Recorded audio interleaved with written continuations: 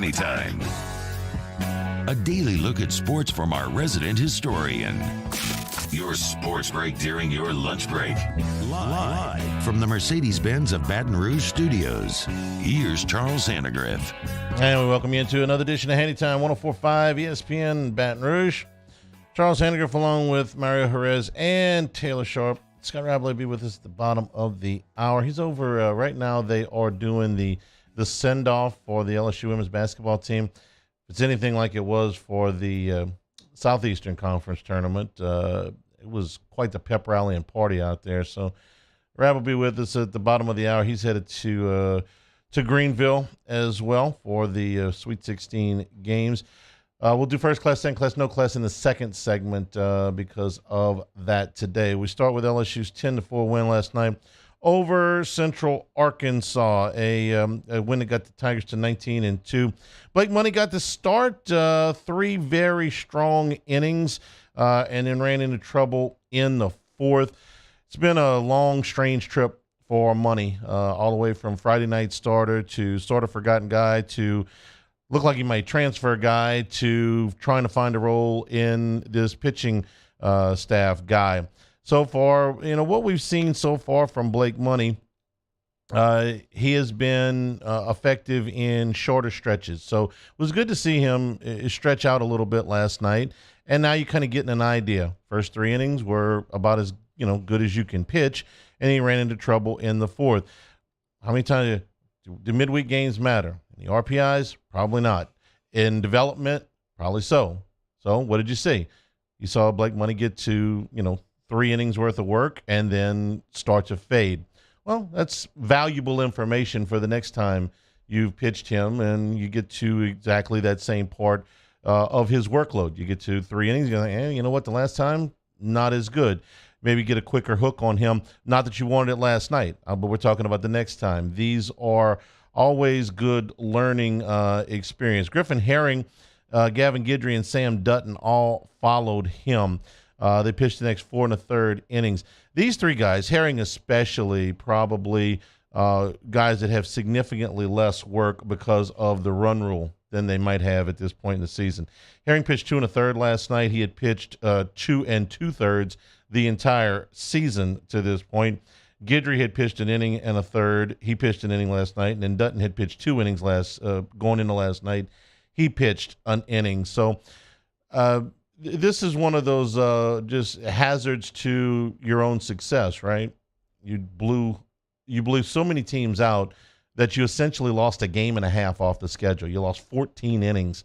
And those innings, while they would not have probably changed the outcome of any of those games, are time for development. They're time for pitchers to get innings and hitters to get at-bats. So these guys got in last night. All of them pitched pretty well. Bryce Collins, trying to get him back going. Nothing wrong with the velocity, nothing wrong with the stuff, plenty wrong with the command. And that reared up again last night. He was out there for 5 batters. He walked 2, and he struck out 2, and it got him knocked out of the game. And Will Helmers had to come on and finish up, and it was almost if Helmers had lost the batter that he was facing, they had Christian Little down in the bullpen. Johnson wasn't messing around. Central Arkansas was about to have a run walked in, and if the tying run had got to the on-deck circle, they would have probably gone to Little, or certainly if the tying run had gotten to the plate, maybe they would have gone to Little. Thankfully, they did not have to do that. Josh Pearson went back to a role he used a lot last year, was in a lot last year. He's back in leadoff spot last night and got 2 hits. That's now 4 good games in a row for him.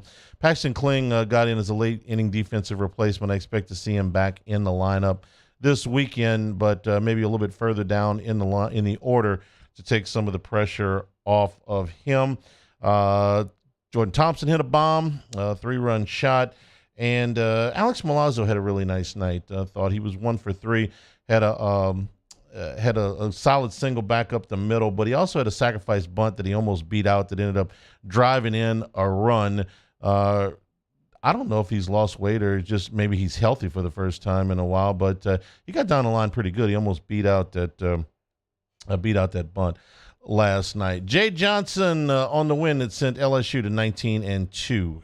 Yeah, it was good, especially coming off that first SEC weekend, with a lot of intensity and getting 2 big wins at Texas A&M and playing a tough game and falling just short of a sweep on Sunday. I was very interested to see how we'd respond, and to no surprise, guys came out ready to play. I thought for the first 3 innings, Blake Money was excellent. Yeah. Couldn't pitch any better than he did. Got in a little trouble there in the 4th, and then Griffin Herring, one of the big stories of the night. I often say he's the one guy that we got to get out on the mound more. I think he's going to be a star this year and do a lot in SEC play as we move forward. So really excited about Griffin. Gavin Guidry did a good job. Sam Dutton did a good job. Bryce Collins did a good job. Had strike 3 to end the game. Yeah. Got by him. And then Will came in a big spot and did a really good job. So another 0 in the air column. Love to see that. And offensively, I thought we were good. I don't think we were great, but we did hit a lot of balls hard again tonight.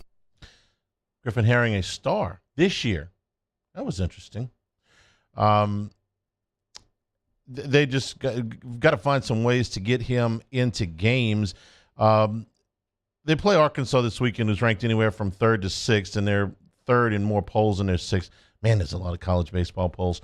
But throwing him in against a team that good this weekend, you want to talk about stepping up in class. Griffin Herring going to get that chance, according to Jay Johnson. The pitching talent is easy to see. It's a fastball. I think I saw 194 up on the board. So from the left side, that does something to speed things up. Breaking ball's good, changeup's good, but the mindset he has is elite. He's done a really good job of being patient here and staying focused on what he can control. And I think he's had 4 outings, and 3 of them have been really, really good for us. Yeah. And he will be on the mound at some point in this series against Arkansas for sure. And we're going to need another good performance out of him. Okay. This is what we like to see, young players making progress. There's a big difference between Central Arkansas and Arkansas, so we'll see how he handles that. By the way, Arkansas, the same 19-2 that LSU is coming into this series. This will be their first true road games. They started the season with a 3-game set at Globe Life. They took 2 out of 3 there. They played Texas, TCU, and Oklahoma State, and every other game has been in Fayetteville. So that first time with a true road crowd, especially if there's a big road crowd, Hey, listen, watch the women's basketball game on television and then go to the baseball game. It's real simple. Have a nice crowd out there this weekend against the Hogs. Pelicans win last night, 119-84, their first 2-game winning streak since the beginning of February. Mario, you pleased? I don't think you learned too much playing against the Spurs JV team, but it was one they had to have. Good team game, good win. Spurs stink. But the last 10, 5-5. So you got 10 games left in this season. I'm going to talk about the game just briefly. One of the things that some, including our friend Shamit Dua with Boot Crew, has said is feed the big guy a little bit more. Jonas Valanciunas has at times been an afterthought, especially in the fourth quarter of games. Maybe Willie Green was taking that to heart, but last night Valanciunas got 10 shots. He made 8 of them, had 19 points in the ball game, and Willie Green talked about that afterwards. I think it's important for us. JV, whether he scores or not, when he touches the ball in the post, it creates offense for us. So there's times where we just got to throw it down to him, allow him to operate. We continue to work on it as a team, the different reads out of the post. And I thought he did a really solid job tonight of selling us down when we needed it. Your presence down there is Zion Williamson, who hasn't played in quite some time. Will we do a 2-week reevaluation? Is that this week or next week? Yeah, it's supposed to be this week. This week? Possibly today. Today. Okay. So today they tell us in 2 weeks they'll reevaluate him? Is that? I'm just bumming you out, Emma. I know, I'm just bumming you out. Go ahead. I think they need to get back to what they were doing last year with Jonas when Zion wasn't playing. They were really successful doing what Willie's talking about. And the last couple of games they've gone to, and it's worked, but it's been against bad teams. We'll see if they can replicate it on the road here against the Clippers and the Warriors. They got Clippers lost Paul George last night, by the way. They're game and a half out of 6th, but they're in 11th place right now. Still behind the Utah Jazz, who are trying to lose. That's the topic of today's podcast. Anybody that's interested in the Pelicans and the Jazz and the different paths that they've taken to get to this point in the season should listen to the podcast when it drops later this afternoon. Mario, you shouldn't. It's just gonna bum you out. Skip today's podcast, okay? But hard as it's been for me to be optimistic about the Pelicans, I do have to concede that they are a game and a half out of 6th place. The Lakers are tied with them. LeBron's still on the shelf. The Jazz are in front of them. Every morning, Danny Ainge wakes up and thinks, how can I get this team to lose? Okay, 10 games to go. Clippers lost Paul George last night. We'll see how bad that is. This group, bad as the injury bug has been, and all of the bad luck, all of the, for some, it's Willie Green's done a bad job coaching. I don't necessarily subscribe to that, but has he made some missteps along the way? For instance, the minutes off the bench for guys like Jackson Hayes and Kyra Lewis and Dyson Daniels around the injury have been very inconsistent. So what are your rotations coming into the playoffs? Do any of those guys figure in heavily at all? But right now, you've got everybody you had last year at this time, plus Dyson Daniels, minus Jose Alvarado. Everybody else is here, okay? You got a big game out of Brandon Ingram last night. Maybe there's some more to come. It's only been, as much as the Pels seem cursed, and this is part of what we talk about on the podcast, right? C.J. McCollum's played 90% of the games this year. Valanciunas has played 96% of the games this year. Herb Jones has played 78% of the games this year. Trey Murphy has played 96% of the games this year. Najee Marshall has played 93% of the games this year. Jose Alvarado has played 85% of the games this year, and I think he was at 100% until he had the injury in late February. Larry Nance has played 76% of the games. This is just on Zion and Ingram, but Ingram's back now. This is just everybody else is here. You went on a run last year at the end. You got motivated. You got things going. It's possible. It's a bit wearisome, every time you talk about it, it's, well, Zion's not there. Zion wasn't there last year. If Ingram was, when Zion and Ingram weren't there, they got no chance. I mean, that's 50 points a game. You just got nothing. Zion's got his tattoo, so maybe he's ready to come back. 2 weeks? Yeah, optimistically. That would mean before the end of the season. It was more of a rhetorical thing, Mario. I'm gonna go ahead and be optimistic. I'm gonna plant my flag and say he will be back before the end of the season. 10 games, okay, to go. 5 at home, 5 on the road. After you play Charlotte tomorrow night, you got a 4-game road trip. You go out there. They've won 12 of 36 games on the road this year, so they've only won a third of the games. You win a third of your games on that road trip. You win 1 out of 3. 1 out of 4 or 2 out of 4. You're going to have a hard time probably. You probably need to get more than that because you got multiple teams to jump over. But there was a report from, what is this, the Hoop Collective. You know what the Hoop Collective is? I don't know. That's Windhorse podcast, I believe. The Hoop Collective said that, I think it was the Hoop Collective, I may be misattributing this, that Pelicans still expect to get Zion back before the end of the regular season. How much time is left in the regular season? Please tell me 2 weeks. Last game a little bit more than 2 weeks. Yeah, April 9th is the last game. All right, so hope 2.5. 2.5 weeks. He'll be good for like 3 games. Well, you got to have the ramp up. True. You can't. You got. All right, so they beat the Spurs. First time they swept the Spurs in franchise history, though. That was kind of cool. The Spurs are in full victor mode right now, wouldn't you say? Full victor mode. And it's funny because they're in one of their best stretches of the season. Up until last night, they had won 5 out of 10. They haven't played 500 basketball over that span of time, I don't think, the entire season. Popovich is going, hey, look, I'm trying to get a center here. Same thing as Danny Ainge out in Utah. Did I tell you that Utah, trying to lose, has a better record right now than the Pelicans? Let's see if they can do anything about that in the last 10 games. All right, first class, second class, no class coming up When we return, it's Hanny Time, 104.5 ESPN Baton Rouge. This is Hanny Time. Big Mike's with the live music lineup for the weekend is set. Tomorrow night, it's Swamp Pop on Friday. The Honky Tonk Playboys make their return. On Saturday, it's Jared Kelly. And on Sunday, Preston Wallace on the patio at Big Mike's. Hot ball crawfish every day. You know, they get just a little bit bigger every day as we're getting, making our way through the crawfish season. They come out at 11 o'clock, 7 days a week. Ball shrimp are more of your particular preference. Monday nights, all you can eat boiled shrimp.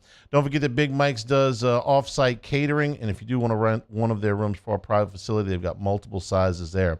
Happy hour drink prices from 3 until 7 Monday through Friday and all day on Sunday. If you're out watching the basketball, you're watching the baseball, you're watching the NASCAR, you're watching the golf, make it at Big Mike's. On Aspen in Denham Springs, Big Mike's, we're kind of a big deal. In times of need, get a full list of phone numbers, websites, and other important emergency information on the Demco Stormwatch page at 1045ESPN.com. Bayou Chrysler Dodge Jeep Ram has $10,000 off new 2022 Jeep Gladiators and $8,000 off new 23 Jeep Grand Cherokees. All new Bayou automotive vehicles come with a 1 million mile warranty. If you need sales or service, the crew at Bayou is going to do right by you. At Auctioner, we know healing is a team sport. That's why we've partnered with world-renowned orthopedic surgeon Dr. James Andrews to create the Auctioner Andrews Orthopedics and Sports Medicine Institute. Whether you're a professional athlete or a weekend warrior, our team of specialists are dedicated to getting you back in the game. So whatever your reasons are for reaching your personal best, we've only got one: you. Auctioner Andrews Institute. Long live you. I had to leave my parents. I had to move schools. I don't know anyone here. Everything keeps changing. Why is this happening to me? I'm sure glad you're here. Change a child's story. There's a child in foster care waiting for a volunteer like you.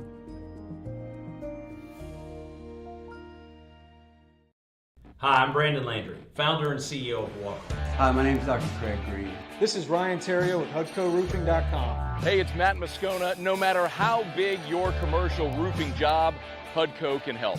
My patients come to me because they trust that I can get the job done at a high level.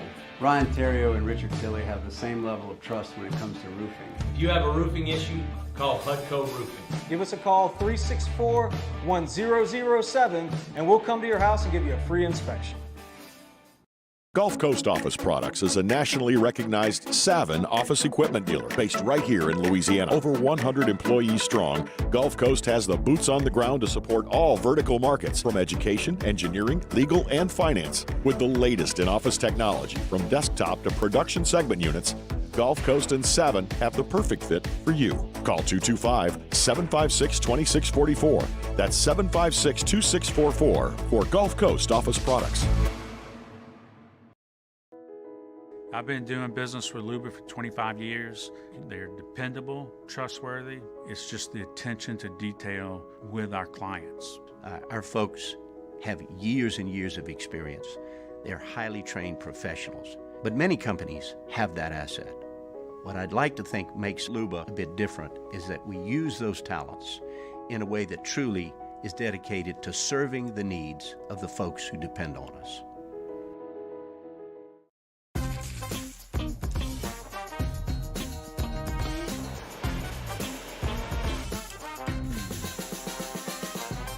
The best kept secret in town is out.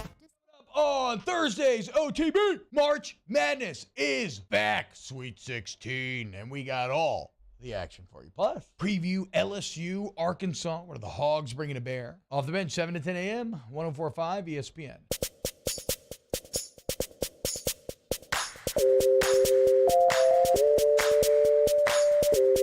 This is Hanny Time with Charles Hannegriff on 104.5 ESPN Baton Rouge. Hanny Time. First class. I want a seat in first class where I was booked and ticketed over a month ago. Second class. That no man should be subjected to the indignity of being labeled or treated like a second-class citizen. And no class. My life had become like school on Sunday. No class. I'll tell you what then. Why don't you call me sometime when you have no class? First class, second class, no class. Brought to you by Supreme Rice. Buy local with Louisiana-based Supreme Rice since 1936. First class, second class, and no class. We start off with Willis Reed, the passing of the Louisiana native yesterday at the age of 80. The Hall of Famer led Grambling to 3 SWAC titles and 1 NAIA title, but everybody knows him from, and he spent a long time as a coach and as an administrator in the NBA.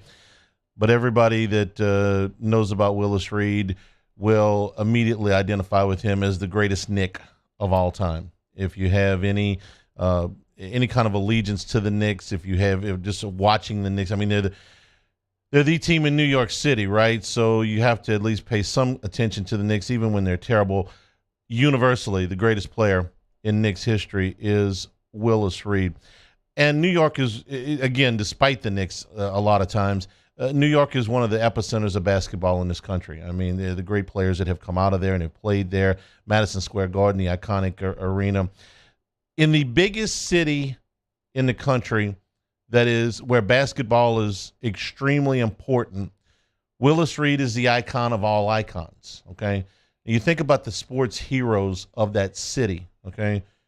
With the Giants, the Super Bowl Giants, it was Lawrence Taylor and later Eli Manning. And if you want to go back far enough, it was Frank Gifford. With the Jets, it's still Joe Namath. 50-plus years later, it's still Joe Namath. He's iconic. The football is kind of split. Are you a Jets guy? Are you a Giants guy? You're a Taylor guy? You're a Manning guy? If you're the Yankees fan, the Ruth Yankees, I guess most of those people are gone now. The DiMaggio Yankees are really old. The Mantle Yankees, the Jeter Yankees. I mean, it's split, right? If you're a Mets fan, 69 Mets, 86 Mets. If it's the Knicks, it's Reed. They've won 2 championships in their history, and he was the best player on both of those teams. And that would be enough to put Willis Reed at iconic status if that game on May 8th, 1970 had never happened. On May 8th, 1970, the Knicks were playing Game 7 of the finals against the Lakers, and Wilt Chamberlain was the Lakers center. And Reed had missed Game 6 with a torn muscle in his thigh. The guy limped onto the court, and this is one of the most iconic images in the history of the NBA, was Willis Reed, who ain't never heard of load management, okay? Gone out there with a ripped muscle in his thigh, barely able to walk against maybe the greatest center that's ever walked the planet in Wilt Chamberlain. And Reed went out there, and he scored the first 4 points for the Knicks. And those were the only 2 baskets he made the whole game. But he hung in there. The crowd was unreal. His teammates responded. The Knicks won a championship. That's not a career. That's a monument, okay? We got to build a statue every 15 minutes these days. That's a statue. Willis Reed limping onto the court to play against Wilt Chamberlain in Game 7 of the finals, that's a monument basketball-wise, okay? When you're that big of an icon in that big of a city for the only basketball team that they've really got, don't tell me about the Brooklyn Nets, okay? It doesn't get any bigger than that. And Willis Reed won an MVP. He's in the Hall of Fame. And he competed against, Chamberlain and Abdul-Jabbar and, Elvin Hayes and, all of these great players, and held his own as what was then considered an undersized center. He was a head coach with the Knicks and the Nets. He was an assistant with the Hawks and the Kings. He was a head coach at Creighton from 1981 to 85. And here's a little side story. One of the best high school players in the country was from Monroe, Louisiana at that time, a kid named Benoit Benjamin, who was 7 foot tall and would eventually go on to be the 3rd pick in the NBA draft. He was kind of just more of a journeyman as a pro. But when he came out of high school in Monroe, Carroll High School in Monroe, everybody in the country wanted Benoit Benjamin, including LSU, who at the time was at the height of their power. This was the best run that Dale had. 79 to Sweet 16, lose to Magic. 80 in the Elite Eight, lose to Louisville. 81 in the Final Four, lose to Indiana. All three of those teams were going to win the national championship. Dale's at his zenith.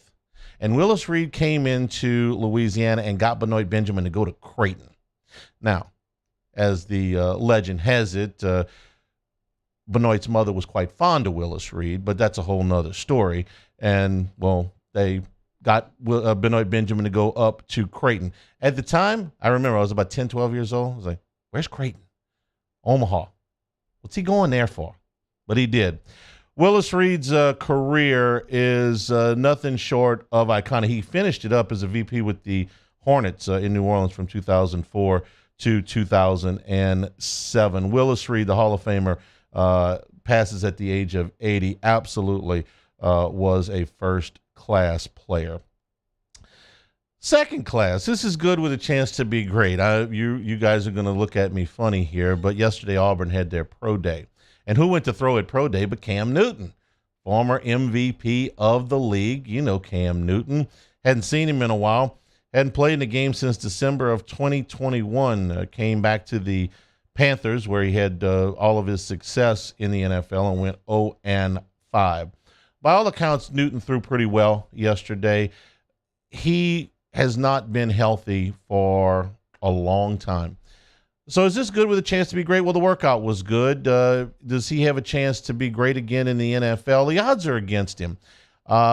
He did have to throw this little barb out there saying if there's 32 quarterbacks, if you think there's 32 quarterbacks in the world better than me, then you're a fool. Well, apparently all 32 general managers and all 32 coaches in the NFL were fools last year because nobody signed him. And he was available to anybody who wanted to sign. No draft pick compensation, would have probably come in on a small contract. But the reason was that if you watched Cam Newton play in 2020, 2021, really even 2019, he has not been healthy.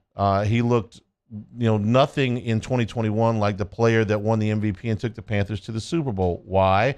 Well, Cam Newton has 1,118 career carries for a quarterback. He's been sacked 332 times, meaning that just on plays where he had the ball and went to the ground, he's been hit 1,500 times. I don't know if Tom Brady got hit 1,500 times in 25 years. I'm exaggerating, but just a little bit, okay? He averaged about 100 carries a year, and to put that in perspective, that was what roughly what Taysom Hill carried the ball for the Saints last year. 96 times. So right about 100 times a year.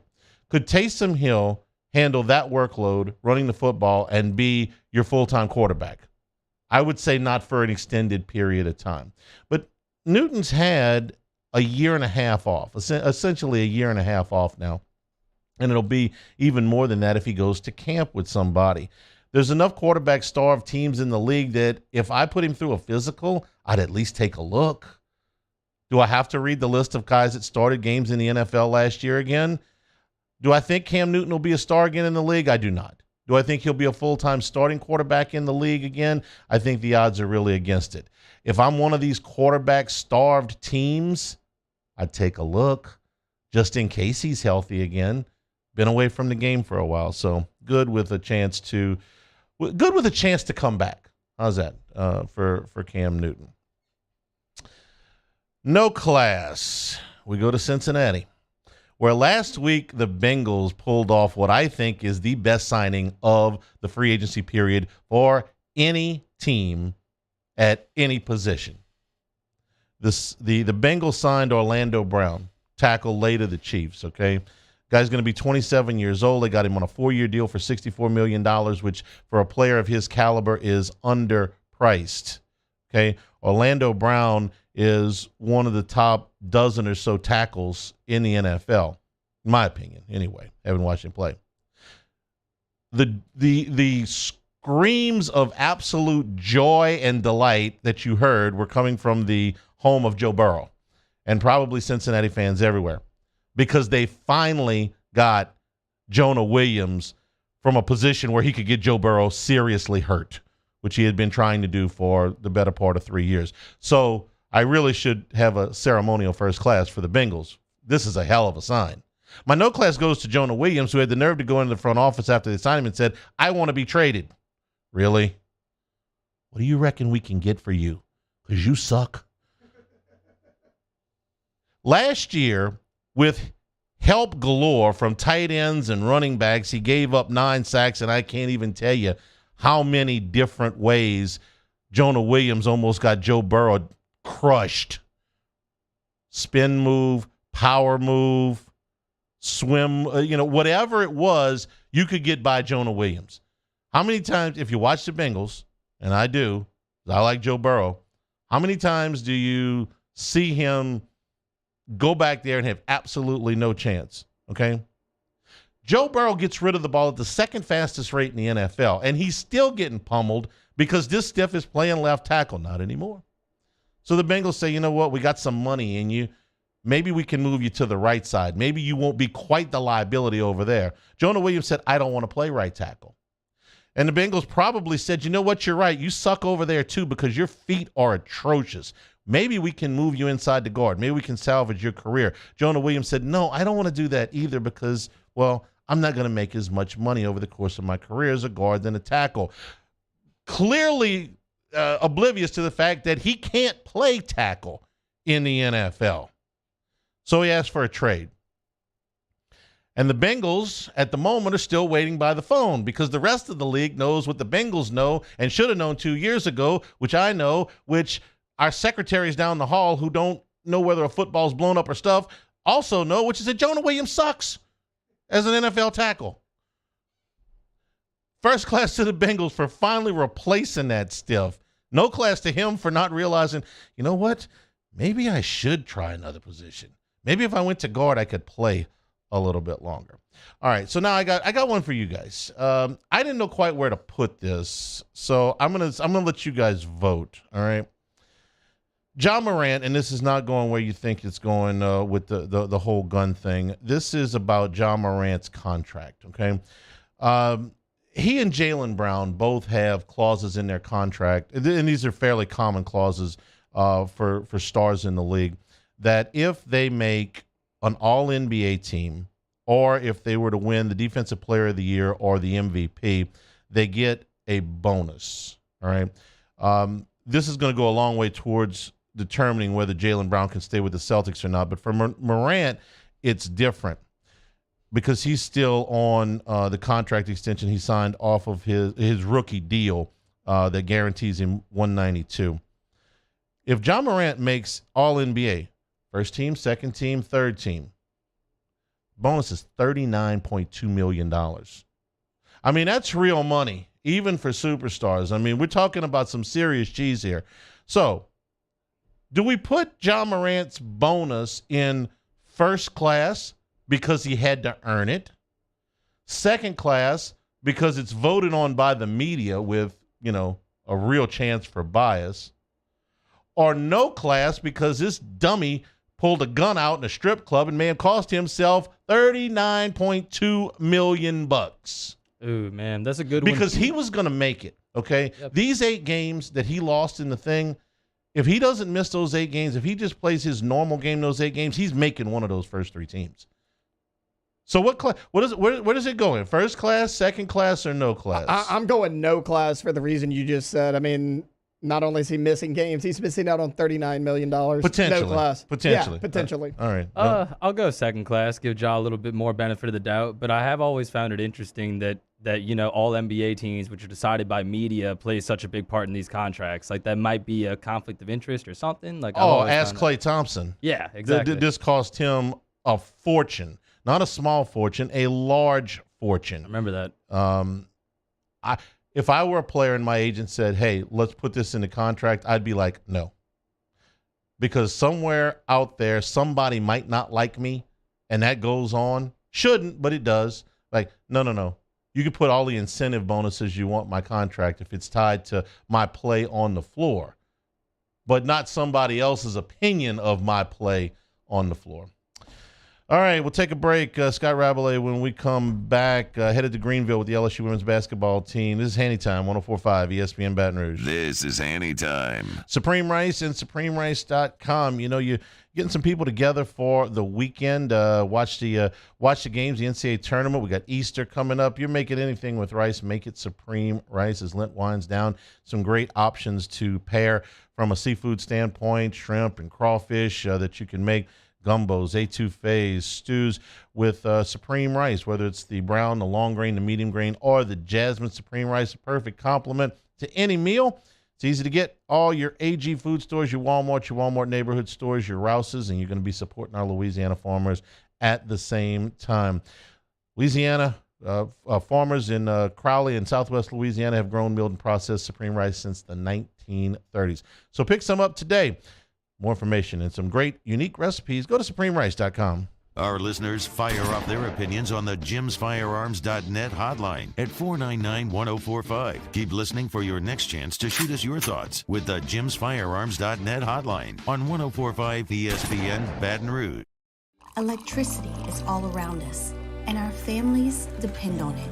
Every day is sparked by the power of a cold drink or a warm meal, a movie night, and a comforting light at the end of a dark hallway. From sunrise to sunset, playtime to bedtime, our team is ready to take care of your electrical needs. Even in the case of an after-hours emergency, the light in your life shines brighter with Mr. Electric.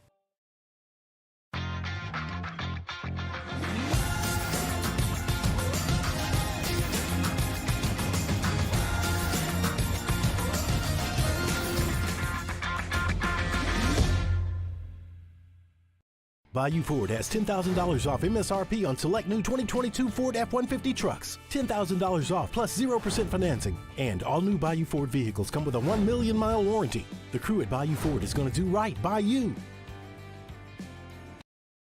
Louisiana. It's a place defined by culture, by pride, by passion, by people who do more than love this place. They celebrate it, elevate it, champion it. They are the individuals who embody what makes Louisiana great. The companies that make Louisiana a better place to work and live. The nonprofits leading transformational change in our communities. Champions of Louisiana are all around us, and LWCC is proud to celebrate them because we've always been Louisiana loyal, supporting the workers, the innovators, the change agents of this great place we call home. Who are the champions around you? Together, we can share their stories. Together, we can help our home state thrive.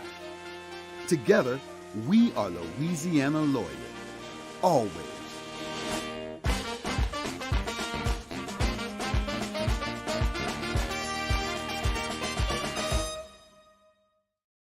At Ochsner, we know healing is a team sport.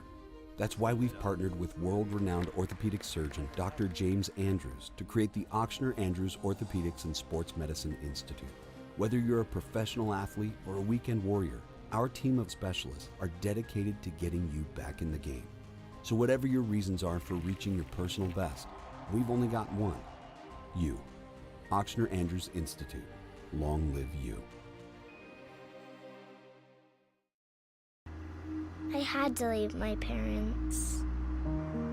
I had to move schools. I don't know anyone here. Everything keeps changing. Why is this happening to me? I'm sure glad you... Hey, it's on. Join me Wednesday 1 to 3. It's a What If Wednesday on the Hunt Palmer Show, and Chris DeMuy stops by at 2:30 talking Tiger baseball. Hunt Palmer Show 1 to 3 weekdays, 104.5 ESPN Baton Rouge. This is Hanny Time with Charles Hannegriff on 104.5 ESPN Baton Rouge.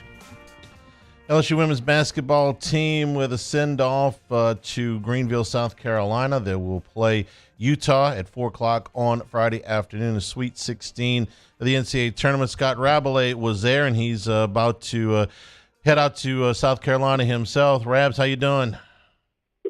Good, Charlie. I think if the LSU women win Friday to advance to the regional final. This will be my third trip to South Carolina this year. I will be able to vote in a congressional election. Well, So but that's nice. you pay your taxes and you know all of the good spots to eat and play golf. I would hope by now. I liked the idea of them going back to Greenville just because I figured they can get more fans there than they could have gotten to Seattle. I don't know how many more, but that's a thought. Describe the scene for me out there. I was blown away by the send-off that they got for the Southeastern Conference tournament because that wasn't, really crucial for LSU, but they showed up. What was it like today? Because these games really do count. Yeah, I mean, there's a little more energy, a little more excitement. There are a few more fans there. Kind of about the same number they used to have for the women's games a few years ago. Quite honestly. More people in the parking lot now. Yeah. But they're saying the D word, which is Dallas, which is the goal to get to the Final Four to win the 2 games in Greenville, and people are excited. I think they smell that LSU has a real chance after seeing Indiana get upset the other night, top seed by Miami, playing in the other semifinal on Friday.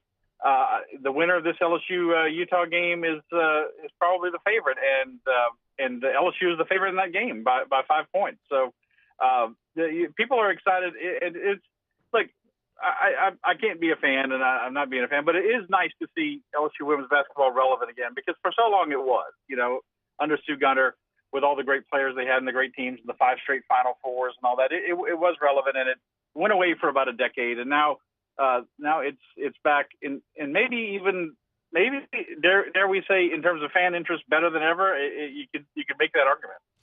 Well, they go up there with some real advantages. They've got the best player in that regional, in that little sub bracket of 4 in Angel Reese, and they've got the best coach. Nobody else matches Mulkey's resume, so that's a real good place to start. They are, I believe, a 5-point favorite against Utah. Watch the last 7 minutes or so, 7-8 minutes of that game, Reb. It was everything they could do to put Princeton away. They won the game, but Princeton was very much a game opponent there. I don't know how much you know about Utah at this point, but what kind of chance do you give LSU in this first one? I give LSU a very good chance. I mean, is it close to 50-50? Probably so. I mean, Utah's a good team. They tied for the Pac-12 title with Stanford. They're 27-4. They like to score. They like to get out and run, hit threes, drive to the basket, get layups, get to the free throw line. They're a very good free throw shooting team. Not much on the defensive end though, Charlie, and not as good a rebounding team as LSU. And they just want to try to outscore you. And if LSU can continue to play something like the defense they played in the first 2 games, 50 points to Hawaii, but they really put the clamps on Michigan. And Michigan, after they made their little run to start the second half to get within 8, and then LSU pulled away again, you saw they were done. They had been just physically worked over, and LSU is going to have to after this game because they're not shooting the ball great. They're not shooting the ball great from outside, but if they can hold Utah down to something resembling to what they had in the Princeton game, then they've got a real chance to advance. And as I said, that's the favorite. I mean, the winner of that game is the favorite to go to the Final Four. I watched the Miami-Indiana game the other night, and I had not seen Indiana play all year. I hadn't seen Miami play either, for that matter. But it was a really good game. I left that game thinking the better team won because what I saw was a dominant post player in Lola Pendande. Destiny Harden makes a shot to win the game. One of the Cavender twins hits a key 3 to put them up in the last 2 minutes, and Indiana never led in a game on their home floor. But that's the outlier for Miami if we're going on the other side of this bracket here for a second. They got beaten in the conference tournament by 26. They were trailing by 17 against Oklahoma State in the first game of the regional. So the Miami we saw the other night was not necessarily the Miami we saw all year. May very well be the Miami we see this weekend, but it seemed like more of a one-off than the way that they've been playing most of the last part of the season. Yeah, I believe they have 12 losses, and look, it's a great accomplishment for them to get here, but their record shows that they've been more inconsistent and up and down, that it's going to be hard for them to put together back-to-back or back-to-back-to-back performances like that. And going against a Villanova team that's got 30 wins, I've seen them play a few times. Every time I was watching it seemed like they were losing to UConn. I think they lost to UConn all 3 times they played them. But Miami, as you said, got some size, got some outside scoring, and they just show some toughness. I mean, as you said, Indiana never led that game, but they kept coming at them, and they could have cracked several times, and they did not. And you have to give the Hurricanes a lot of credit in that regard. After the seedings and the bracket was posted, I said, Kim Mulkey was kind of a Debbie Downer with her comments and stuff like that. It was a complete 180 after they won the game against Michigan, and the celebration that they had was honestly Final Four-esque. I wonder if she has put so much emphasis on making that next step, that this was the goal. And now looking around, it's like, hey, wait a minute. We have no reason we can't go to the Final Four here. I'm just wondering your thoughts on Mulkey's demeanor here. I sense she's still trying to tap the brakes a little bit, but it's getting harder to tap. Obviously, you're now 30-2. You have one of the very best players in the country, a first-team All-American, an Angel, a player who can carry you to the Final Four. Maybe not help you win a national championship by herself, but can carry you there. And I think what it is, I think your analysis is very apt. But I also think she's seen, she's had a lot of great teams. She knows what a great team is. Obviously, she's coached it, she's seen it, she's gone up against it, and she's had a lot of those teams in her years at Baylor. And she sees the deficiencies this team has. Like I said, they don't have consistently good outside shooting. Aside from Reese, all the other starters can come and go offensively. Morris, Johnson, LaDasia Williams had a double-double the other night against Michigan. That's the best you're going to get from her. Jasmine Carson, certainly. They benched her, and she came off the bench and hit 3 big threes, get them going. They don't get much bench scoring at all. So she sees those deficits. But when you have a great player, they're a little Danny and the Miracles like. And that 88 Kansas men's team that won the title, where he was like, him and 4 guys, they won the national title. I get a little sense of that from this team. But she's also like, she's not going to back down from a challenge. Like, she went to the SEC tournament thinking, this is kind of pointless. She said that, they really don't need it, for a team like them. And then, but she said, I want to win the game. She wants to win, and she's going to, put her team in the best chance to win Friday night and Sunday if they play. She knew that there was nothing they could do seeding-wise. She had relegated herself to the point that they were not going to move up anymore, no matter what they did. Say maybe a win against South Carolina, but I think that's where she was coming with that. It was what happened after that surprised me a little bit after the pairings came out. Rab, have a safe trip to South Carolina, and we'll check in with you next week. Thanks, Charles. Appreciate it. We'll take a break. Be back on the other side. Wrap things up. Take some of your questions. This is Hanny Time, 104.5 ESPN Baton Rouge. This is Hanny Time. Well, we got basketball coming up, starting again tomorrow night, and we'll be at the Barstool Sportsbook at LaBerge Friday, Saturday, Sunday. We'll be watching the games there this weekend. What a terrific place to watch the NCAA basketball tournament. Love the screens out at the Barstool Sportsbook. If you like the big screens when they're clear, no lines in them, you're going to really like the views here. You can have the other games on the side. They have LSU baseball on the side of the basketball games. You can watch that. Full service food and drinks in the Barstool Sportsbook. Over 24 beers on tap. You can get wings. You can get burgers. You can get, I like the herb crusted chicken. That's pretty good. So many kiosks and windows that you're never going to have to wait long to get action down. Alternate lines available, and lots of different ways that you can get action down. The LaBerge Casino in Baton Rouge, the Barstool Sportsbook inside it for the NCAA tournament all weekend long. In times of need, get a full list of phone numbers, websites, and other important emergency information on the Demco Stormwatch page at 1045ESPN.com. Hi, I'm Brandon Landry, founder and CEO of Walker. Hi, my name is Dr. Craig Green. This is Ryan Terrio with HUDCORoofing.com. Hey, it's Matt Moscona. No matter how big your commercial roofing job, HUDCO can help. My patients come to me because they trust that I can get the job done at a high level.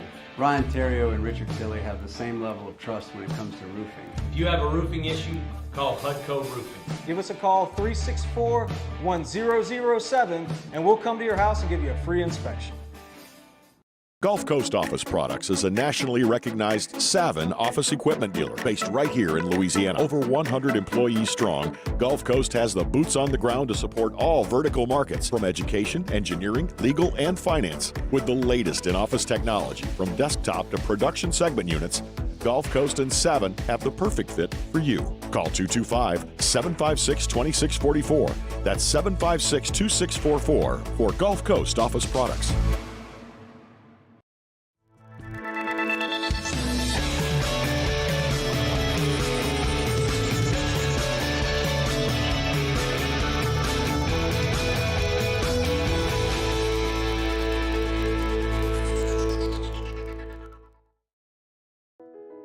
I've been doing business with Luba for 25 years.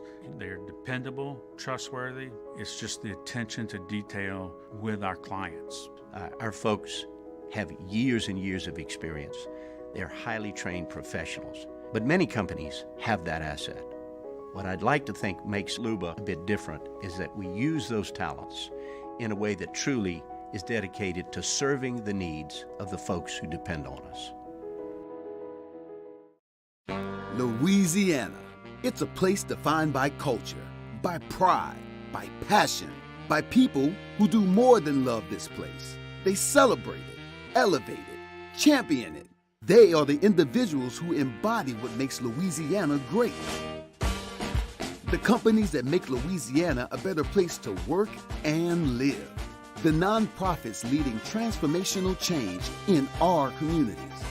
Champions of Louisiana are all around us, and LWCC is proud to celebrate them because we've always been Louisiana loyal, supporting the workers, the innovators, the change agents of this great place we call home. Who are the champions around you? Together, we can share their stories. Together, we can help our home state thrive. Together, we are Louisiana loyal. Always.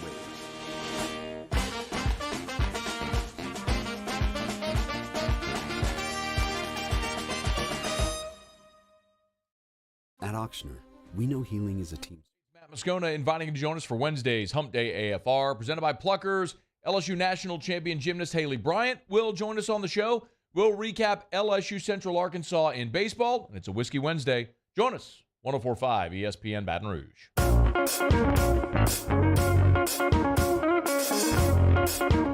This is Hanny Time with Charles Hannigreth on 104.5 ESPN Baton Rouge. So I may only get to one question in the Bayou Ford chat today because it's a doozy. It says, Hanny, what advice do you have for Taylor Sharp, who's getting married this weekend? First of all, congratulations. Okay, thank you. I don't know if I'm the right person to ask.